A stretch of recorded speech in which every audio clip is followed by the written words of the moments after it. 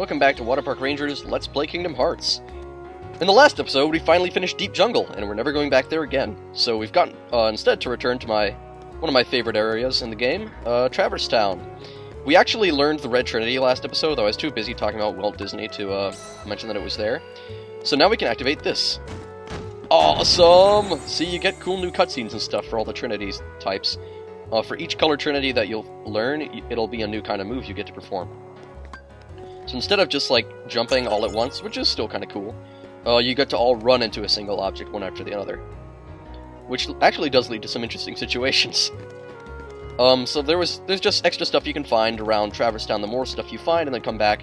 As with all good hub worlds, any good hub world is going to make you, basically, for every time you have to return to it in order to progress the plot, which you do in this case, you're also going to find stuff along the way, involving your new abilities to unlock new stuff. So I guess that's kind of like Game Design 101. I also just equipped us with a new Keyblade, Jungle King. I equipped us with a new Keyblade for a reason that is basically like, you'll get things called keychains along the way. You can't actually see what they... Oh wait, never mind, you do see what they look like. They're attached to the Keyblade. But what a keychain does is it changes the form of the Keyblade. The Keyblade that we're currently holding is its original form. It's apparently the form that draws out its true form and power, which is awkward because other forms of the Keyblade are more powerful than the original form. Which is why I equipped Jungle King, because it actually has longer reach than the normal Keyblade, and it's also just slightly stronger, I think. Longer reach means, well, exactly what it says. You're going to be able to hit enemies that are slightly further away with it. Also, these new enemies that are appearing in Traverse Town, after certain points of the game, new enemies will appear in Traverse Town. It happens, I think, like 3 times, and this would be like the second of those times. These are called air soldiers. They do dish out a good amount of damage. They take a few hits to defeat. I leveled up so they wouldn't be as much of a problem, but especially if you're playing on Expert, these things will be the bane of your existence, for a while anyway. They're quite common as enemies, appearing in several different worlds. The fact that they can fly around gives them lots of mobility, so they're one of the more aggravating opponents that we've fought thus far. For this chord right here, you're going to want to hit it with thunder. Once you hear that little tropical do-do-do-do-do, which I love, by the way, which is kind of like the Kingdom Hearts equivalent of the Zelda do-do-do-do-do-do-do, it'll activate something later in this level that I'm going to find in the Gizmo Shop. It's that place with all the spinny gears that I sped up way back when I was in Traverse Town for the first time. Which actually wasn't all that long ago. This is still only episode 21. Wow, I still actually don't know how long this Let's Play is going to be. We could very well be, like, about 25% of the way done with it right now, or we might be more at 20%. It's kind of hard to tell. It may not sound like a lot of a difference, but to me, I like to think in fractions and percents a lot, which is strange because I'm horrible at the maths. It makes a big difference to me, the difference between a fourth and a fifth. It actually is able to keep myself, it's one of the ways that I keep myself occupied. Strangely enough, I'm able to resist long plane flights and stuff by thinking over random numbers and stuff in my head, and I'm not sure if that necessarily keeps me sharper per se, but let's say that perhaps it keeps me from having a constant F in math as opposed to an occasional F in math. Ugh. Oh yeah, now large bodies also start appearing in Traverse Town. You're going to see more accurately because we're going to be fighting a lot of them. That my traditional strategy for fighting them is just to jump over them and wail on them with combos from the back.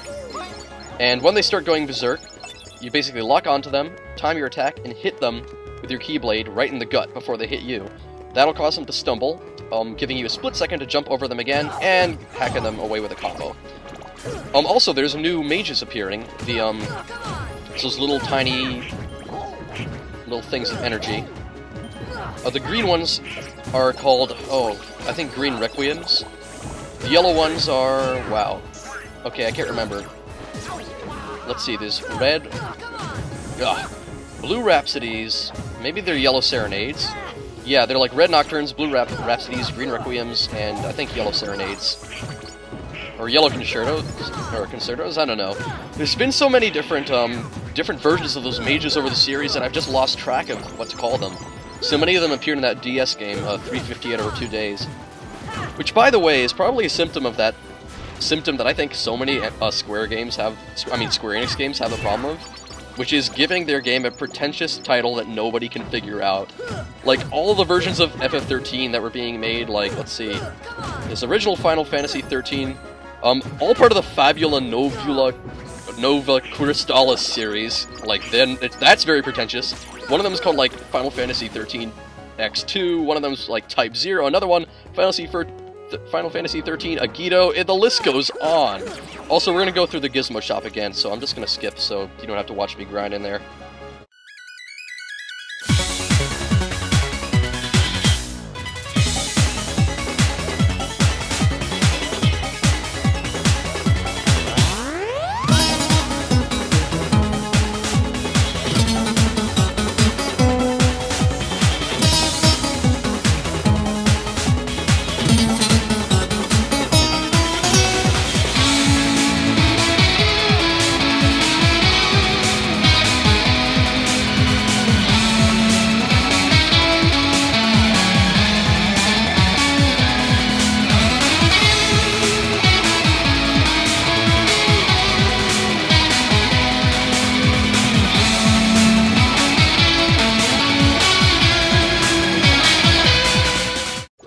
Another horde of enemies wiped out, a lot more experience gained.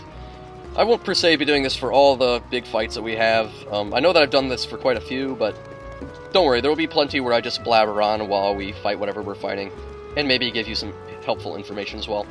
Once you wipe them out, using your, I guess, awesome jumping abilities, just go up here and jump on top of the different switches, on top of these little platforms. I believe you have to have hit that pipe with thunder earlier, as you saw us do in the 3rd district.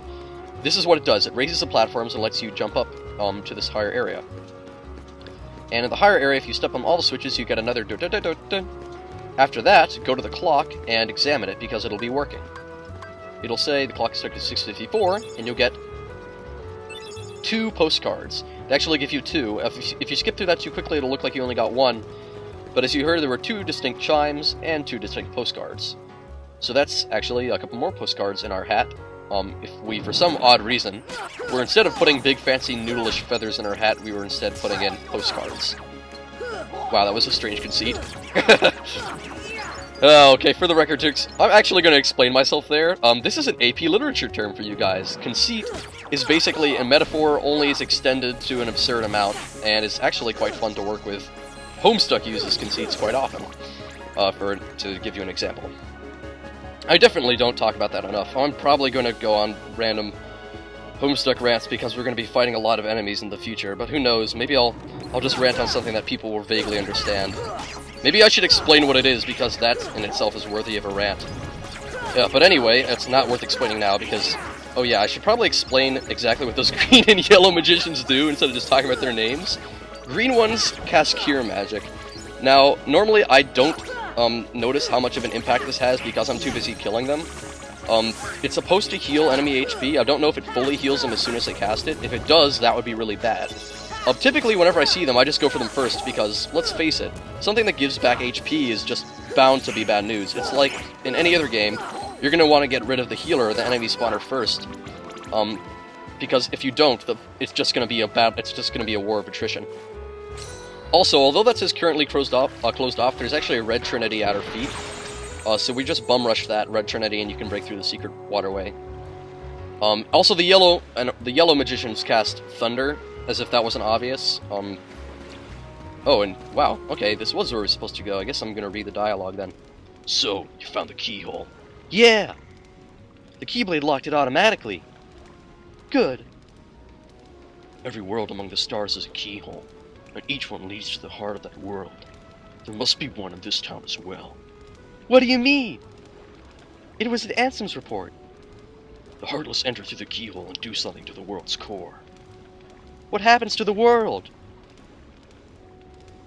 In the end, it disappears. What? That's why your key is so important. Please lock the keyholes. You're the only one who can. I don't know. Seeing other worlds would probably serve you well. Yeah. We gotta find your friends, and King Mickey. I guess you're right. Okay. Glad we established that. Established nothing. Hey, Leon! This gummy block's different from the others. Do you know what it's for? Ask Sid. He should know. Wow, Eris sounds just like Sora. Wait, Sora. Take this with you. This stone holds some mysterious power. I've been carrying it for luck. Now you can have it. How do you use it?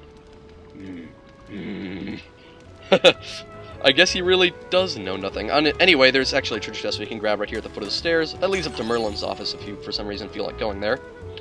That just has some Dalmatians, so I guess that's cool. And, oh yeah, we'll lock the keyholes, lady. And Leon actually doesn't say anything else, because apparently if he can't answer your question, he gets really concerned and has a headache. I guess he gets like a headache from thinking too much, so I guess he and Luffy would be great friends. That being said, we're going to swim back and to continue our quest to lock the keyholes, which means going to a random point in this level. See you then.